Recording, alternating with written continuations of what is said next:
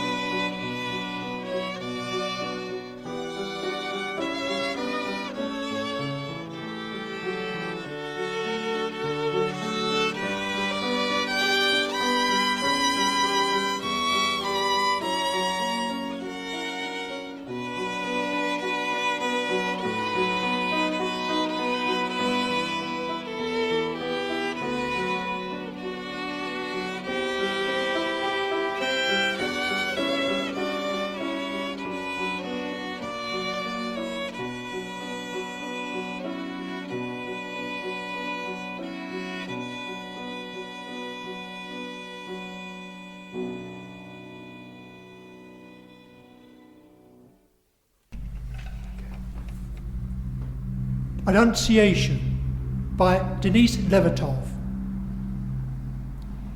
We know the scene. The room, variously furnished. Almost always a lectern, a book. Always the tall lily. Arrived on solemn grandeur of great wings, the angelic ambassador standing or hovering, whom she acknowledges a guest. But we are told of meek obedience. No one mentions courage. The engendering spirit did not enter her without consent. God waited. She was free to accept or to refuse, choice, integral to humanness. She had been a child who played, ate, slept, like any other child, but unlike others, wept only for pity, laughed in joy, not triumph. Compassion and intelligence infused in her, indivisible. Called to a destiny more momentous than any in all of time, she did not quail, only asked a simple, "How can this be?" and gravely, courteously, took to heart the angel's reply, perceiving instantly the astounding ministry she was offered. To bear in her womb infinite weight and lightness, to carry in hidden, finite inwardness 9 months of eternity, to contain in slender vase of being the sum of power, in narrow flesh the sum of light, then bring to birth, push out into air, a man-child, needing, like any other, milk and love, but who was God.